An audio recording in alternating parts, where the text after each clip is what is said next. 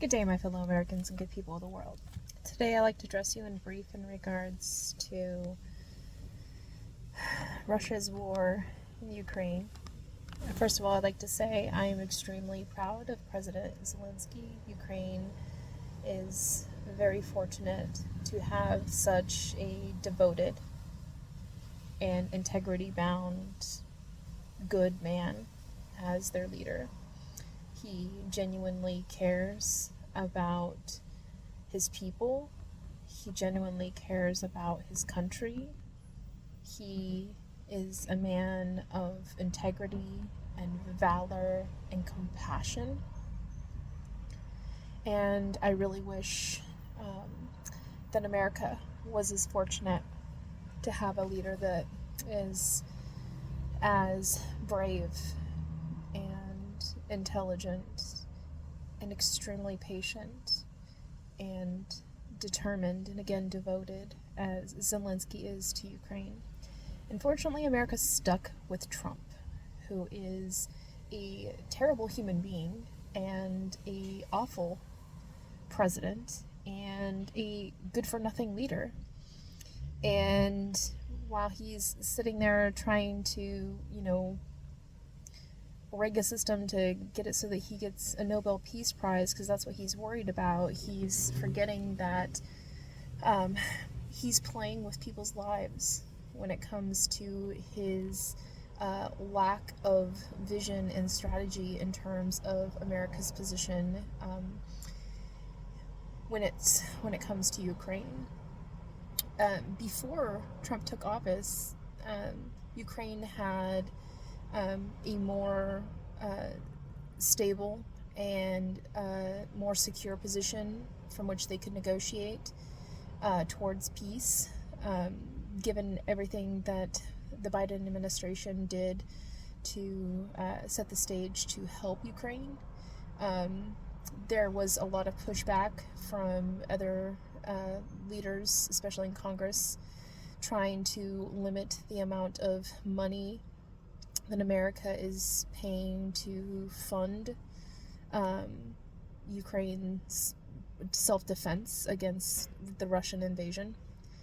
And, it's understandable that America doesn't want to get, locked in to a war that is, against other people. But the fact is that America benefits from Ukraine being, attacked by Russia. America gets quite a bit of money for our defense. And, any of the money that we give to Ukraine is mostly going towards paying for weapons to be manufactured in America to be sent there. And the fact of the matter is that how weapons work, they don't have a never-ending shelf life. So they need to be used, or it's a use it or lose it sort of thing. So it's actually to America's benefit that we are sending our stockpiles of weapons over to Ukraine, so that they are used for Ukraine's defense. And then America can replenish our own stores with newer versions. So, because America's not at war as of yet. So, we don't need to use those weapons directly ourselves. So, and I've shared quite a few videos about the military-industrial complex. I think the news network Al Jazeera has done an incredible job of some of their reporting in terms of the Americans' military-industrial complex and how they actually perpetuate war. And I think that it would be wise for America to strategically divest from its military-industrial complex to start investing in those things which are life-preserving and life-protecting instead of things that are life-taking.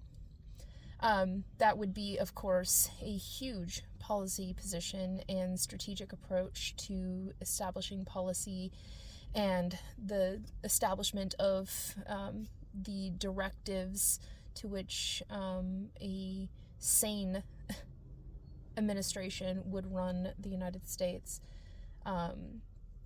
That's definitely how I'm gearing all of my policy proposals and positions, is from that framework that we need to be, working on things that are life-giving and life-preserving, life-protecting, things that are focused on stewardship instead of focusing on destruction of life and property and, enabling weaponization. With that said, I really do believe that we have a unique opportunity to kind of go all in with helping Ukraine.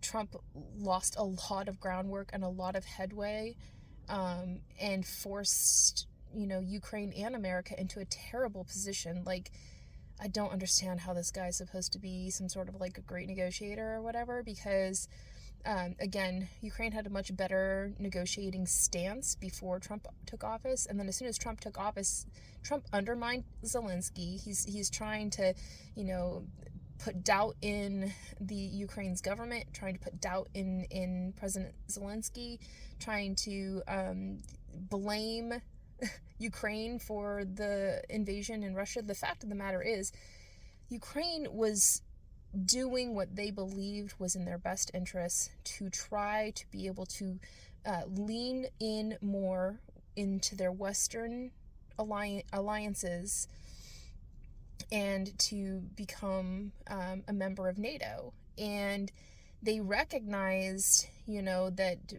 it wasn't just for them and the security aspects of it for them, but the fact that the full force of NATO to be able to stand with Ukraine would have prevented Russia from invading. And because Russia had invaded, they've been invading Ukraine since, before 2014. And so Zelensky was doing the right thing by trying to align and get Ukraine into NATO, because he knew that is a surefire way to stop Russian invasion of Ukraine, which would prevent there from being, blowing through Ukraine and Russia blowing through Ukraine and then going on to conquest and conquer, other border nations surrounding Russia. And now Russia is, trying to play this game of, trying to say that the reason why they invaded was because of Ukraine's pursuits to get into NATO, and to try to use that as a justification as to why they invaded, when, and the fact of the matter is, if Ukraine joined NATO, Russia wouldn't have been able to invade, because they would have the full force of NATO on their asses about it, and it's the same effect that Ukraine had when they had nuclear weapons. But, America made a promise to do security, promises and security guarantees in exchange for Ukraine passing over its, nuclear arsenal. And they did that. And America's fallen through on that commitment. So the fact that, every single president since then has failed to uphold the security protections that were guaranteed to Ukraine has proven that America can't be trusted. America's word is worthless at this point. But we do have a chance to redeem ourselves, and Trump has a chance to do the right thing. I don't believe he's going to. I believe he is way too busy trying to play kissy buddy with Putin that he is missing the point of the exercise. And it's all going to go way over his head. And somebody, I'm glad the European leaders were there today to stand with Zelensky, and Zelensky was there standing his ground. Somebody has to hold Trump's hand through this process, because he has no frickin' idea what he is doing in regards to any of this. He keeps messing things up, making things worse, not making things better, And so luckily the Europeans are there to try to reemphasize, pay attention, Donald, this is what we're working towards here. This is Ukraine is the front line defense against World War III, and we need to defend it like it is. because it's all of our asses if Russia gets away with this. And the fact of the matter is that Russia wants Ukraine to not go into its Western leanings because it will make it much difficult for Russia to be able to do its conquesting, to, spread its influence around the world. And if you just look at the type of people, countries that, Russia's aligning with, China, North Korea, and, and they're all positioning themselves in such a way where they can have a higher amount of power, firepower accumulated between all of them, so that in the face of a larger world war, which is what I do believe is the pursuit of Russia, their full intention is to achieve that. Their strategical arrangements, their alliances that they're making, they're playing Trump like a fiddle, all of this stuff catering to Trump's, ego and pandering to his ego and petting and stroking his ego, is all just a ploy to be able to position Russia in a stronger foothold, so that when they instigate a larger world war, they will very easily be able to undermine America, because Trump will be so deeply ingrained in this sense that, Russia's our friend, that Trump is going to make the wrong decisions. It's going to lead America into making bad agreements and bad negotiations, and it's going to just do nothing but to empower and ennoble Russia to continuously be an aggressor and an invader.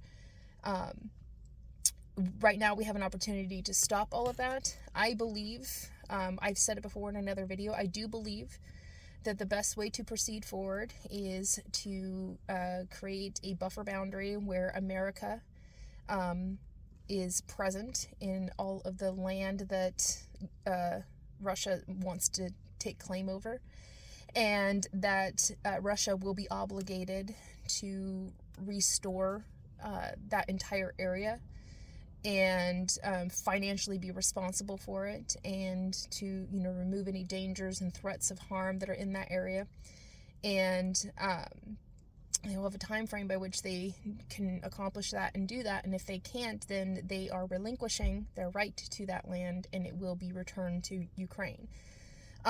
Because I don't believe that Russia, first of all, has the desire to do right by anybody in the land that they're trying to take away from Ukraine. They don't have the financial capacity to do that. They have the financial capacity to continuously throwing money into their war machine. They don't have the capacity to, once the war ends, be able to economically recover. And that's the pinpoint, the hinge point, right, that people are not paying attention to. So the resolution could come from, creating the opportunity for there to be mutual investments with America and Russia in creating a Ukraine's, borders respected, and they retain all of their property and their identity. But Russia has to earn the privilege to be able to have that land that it's claiming that it should have. And if it doesn't do so in a timely manner, then they relinquish it.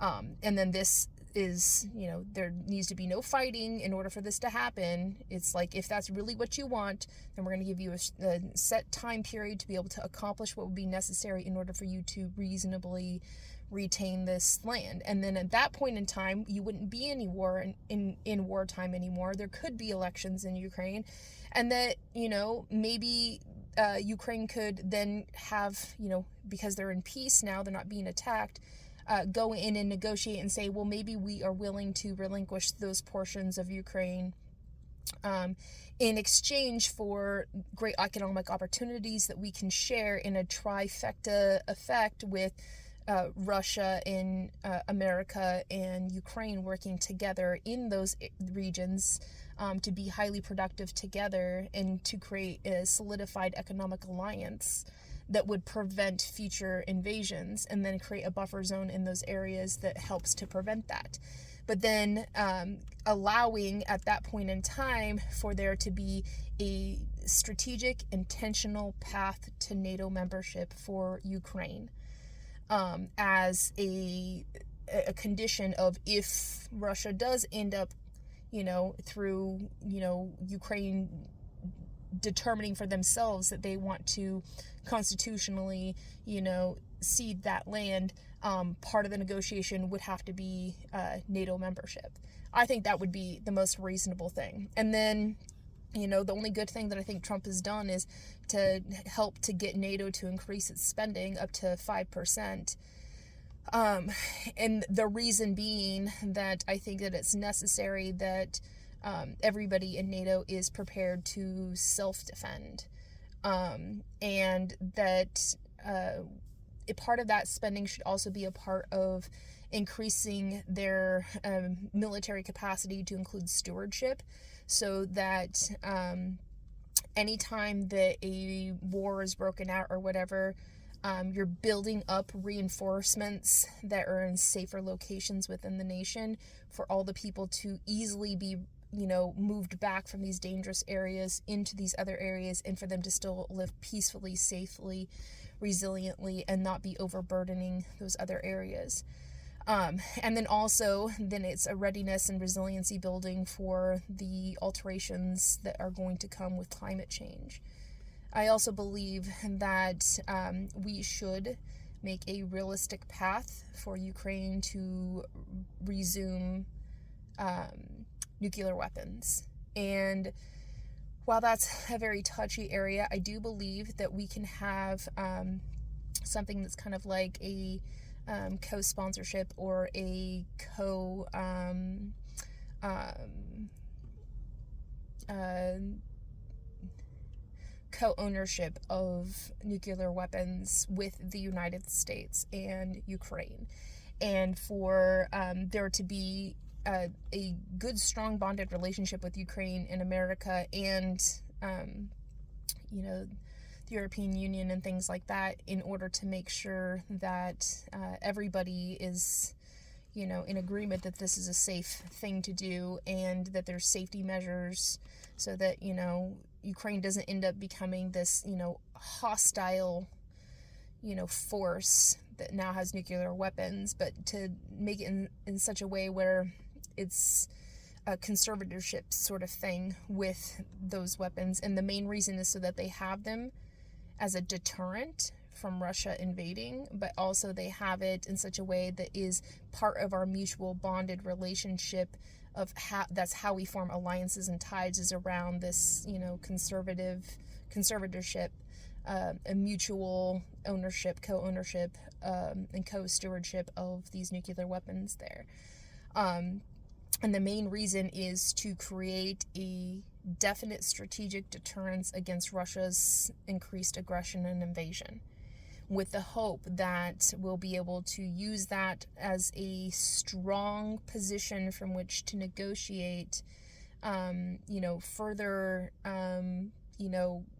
settling down of the aggressive tendencies of Russia, and to bring them into, hopefully, a relationship of, world mutual benefits, mutual securities, mutual interests.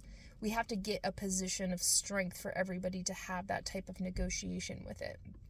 The fact of the matter is, the only violent aggressor in the paradigm of Russia and Ukraine is Russia. Russia invaded Ukraine. Ukraine would not have been invaded by Russia had they not relinquished their nuclear bombs, because they would have had the key element of deterrence. And America has failed in its word and its duty and obligations to Ukraine for security assurances and guarantees that we had given to Ukraine to protect them when they relinquished their nuclear weapons.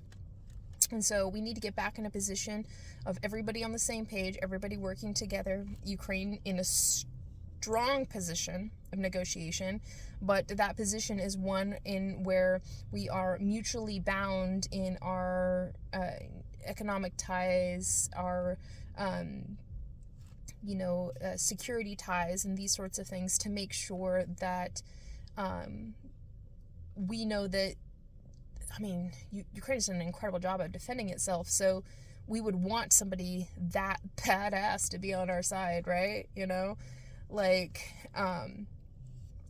And to help Ukraine achieve their ultimate goal of being able to align more with the West. And I understand that's not what Russia wants. That's exactly what's pissing Russia off.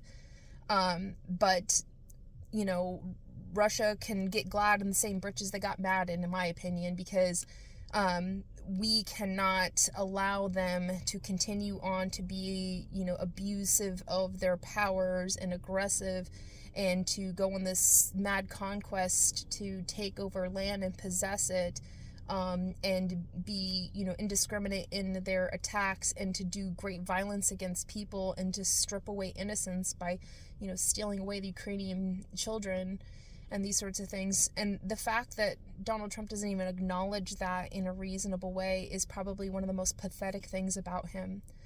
The fact that all of these Ukrainian children have been stolen away from their families by Russia, and that it is not on the top priority list in order to get those children returned back home. And for that to be a necessary element in the negotiation deals, it's quite frustrating to me.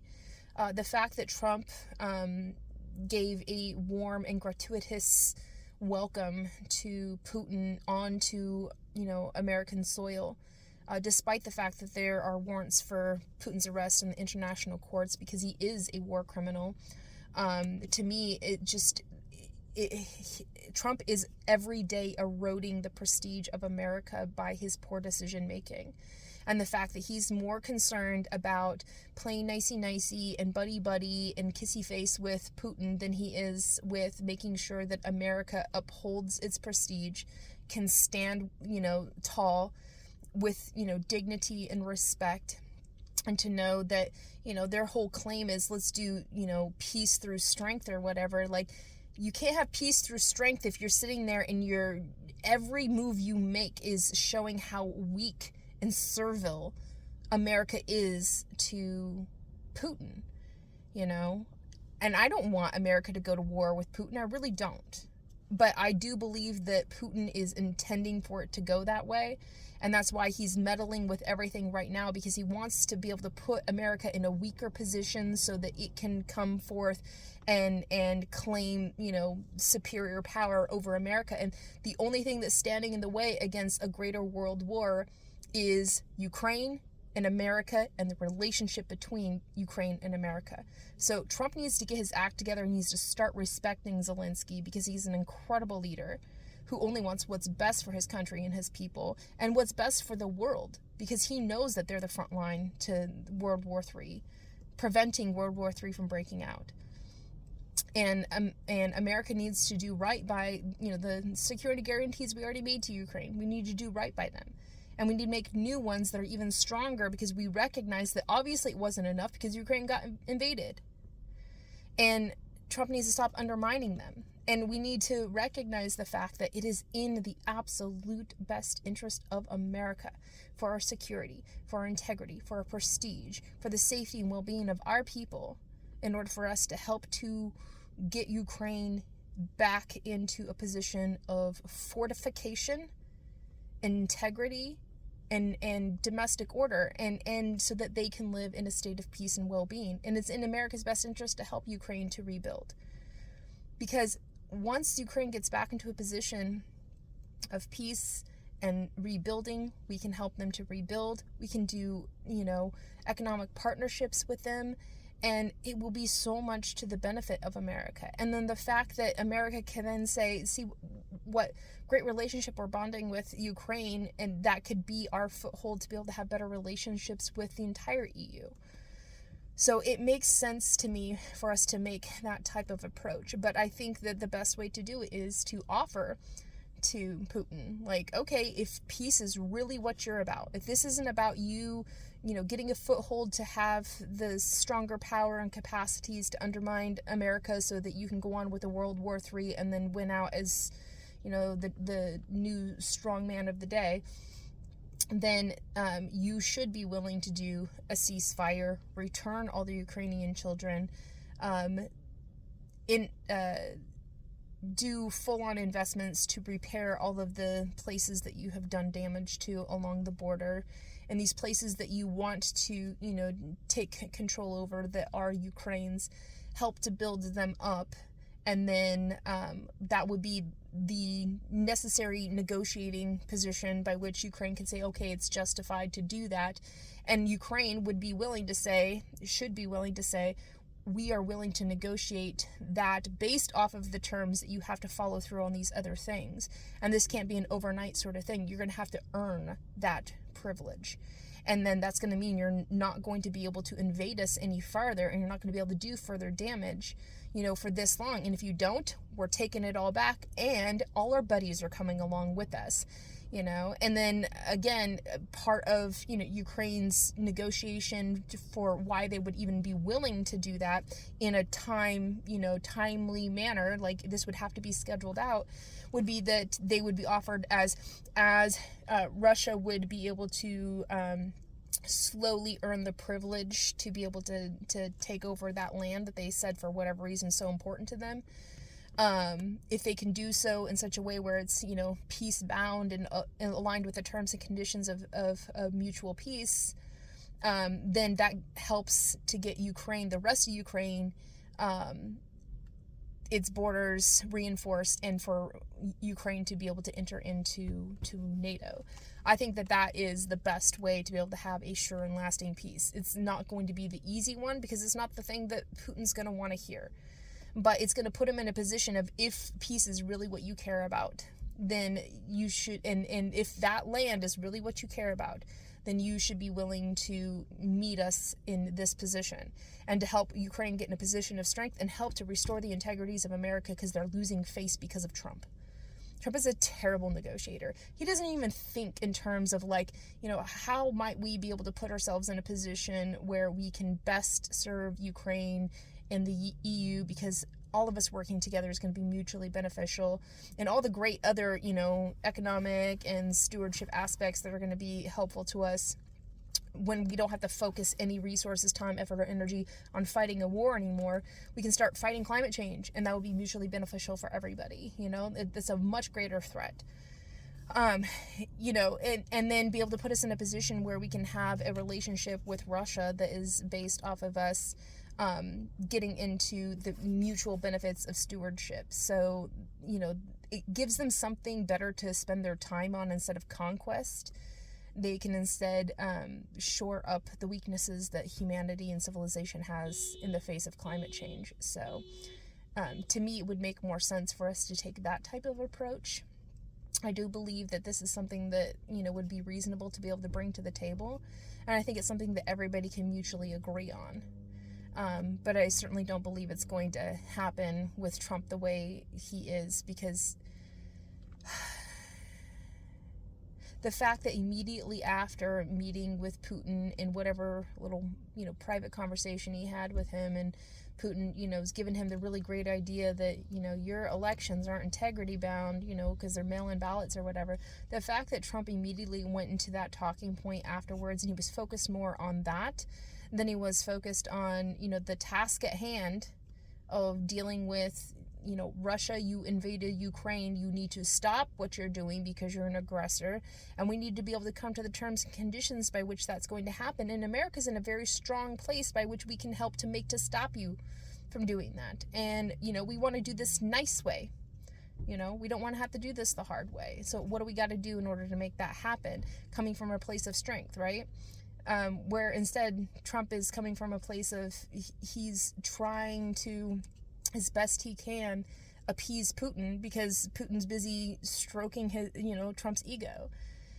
And so it's a very unfortunate position for America to be in, and not because, Americans lack the want to stand with Ukraine, because we absolutely do want to stand with Ukraine. And we want to stand with Russia too, not the Russian government, obviously, because they're the ones making poor decisions that are destroying the world.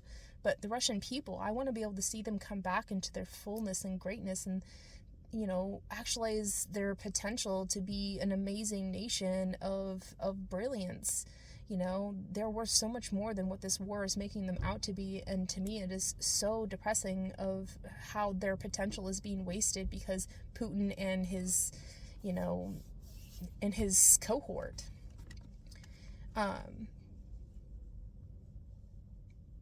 And I believe, pretty much the same thing's happening with America. And America's potential is being wasted by Trump and his cohort.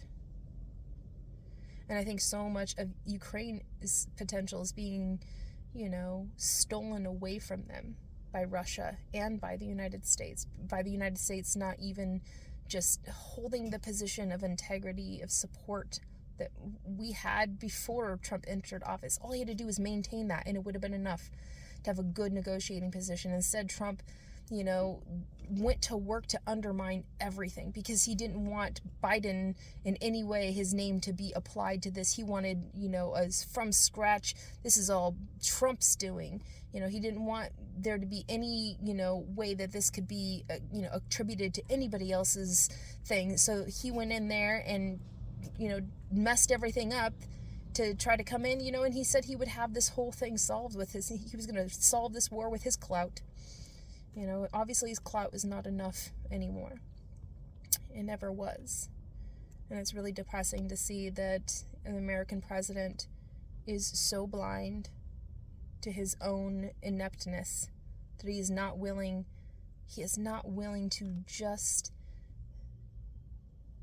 concede to the fact that he's not the right person for the job when it comes to negotiating this, and that he should put well-qualified, well-versed individuals into roles to diplomatically negotiate, and for him to take the great counsel of, those who are in positions of understanding how strategy works, when it comes to war and things like that, and for him to even just consider what elements are at play so that he might be able to offer something and be able to stand by that with integrity and to back it up, and Trump just doesn't have that capacity, and I think it's very unfortunate.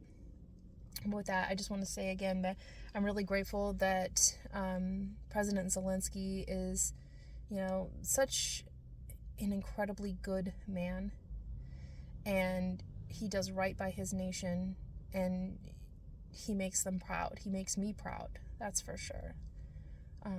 And I just wish Trump was half the man that Zelensky is. We would be in a much better place as a nation. Instead, everything that was prestigious, everything that made America great, Trump is making it into his likeness, and he is not a good person. He is not a role model. He's not somebody that I would trust my children with. He's not somebody that I would trust anybody's children with. He's not somebody that I would trust this nation with. And it's very disappointing to see him, squander away every single opportunity that he had to be able to do right by the American people and do right by the world. And he's so busy messing things up that he is not able to do right by the world. It's just very disappointing. I wish that he would just acknowledge that this is beyond his means, and I wish that he would just drop out. And I don't think that his vice president is, I think he's a terribly disgusting, servile human being that would sell America out in order for him to continuously be involved in this little insulated pocket of thriving. All of those people that got him into that position, he's very much beholden to those sorts of people. And he would, he is more than two-faced. He talks out of both sides of his mouth, and he will flip and he will flop. And this isn't about changing your mind because you got new information and you have a better understanding, and so you're coming from a new position of understanding, and this is how you're going to proceed forward given all that you now know. It's he sees that he has to move his allegiances and alliances in this way or that because he's beholden to people, and not the American people, but to the rich oligarchs that are backing him and help to get him, prop him up into that position. So America's in a really shitty place right now. And I really hope that we can manage to get through. And I really hope that we can retain our nation long enough to be able to get into another election and get good people who actually care into office. And I really hope that we can find a peace for Ukraine, because they deserve it. Every day I think of the people of Ukraine. You know, I see the news stories of what's happening there, and it just breaks my heart. I want so much to help them to rebuild themselves and reestablish themselves, and to live in peace. Not just, peace because there's no bombs and guns and whatever, but peace knowing that moving forward, they are going to retain their wholeness as a nation. They deserve that so much, and I pray every day for that. Just like I pray every day for Gaza and for the people of Gaza to be liberated from the evil that is the Netanyahu government that has decided to, do atrocious things to human beings, all in the name of them needing to settle that land. It's one thing to, want to make sure that your nation is going to be safe and protected so that its integrity can be upheld. It's another thing to go all out war and genocide against innocents and to destroy human life for the sake of your sense of glory and possession of land. There's no glory in that. There's nothing right about that. There's no justice in that. I pray every day for an imperishable world peace. And I know that one of the key factors to be able to achieve that is going to be a collective archetype embedded in our collective identity on this planet, for us to all believe in stewardship, and to work towards stewardship, welfaring stewardship, as something that makes us who we are. This is what we're about. This is why we're on this planet. Something we can all work towards together to help to, keep us from descending into chaos and mayhem of war and conflict. Because we will always have, the higher version, the thing that we can, elevate ourselves to and advance ourselves through, which would be welfaring and stewardship. That's enough to give us a continuum by which we can follow through on together as a cohesive unit, a collective oneness, a unity,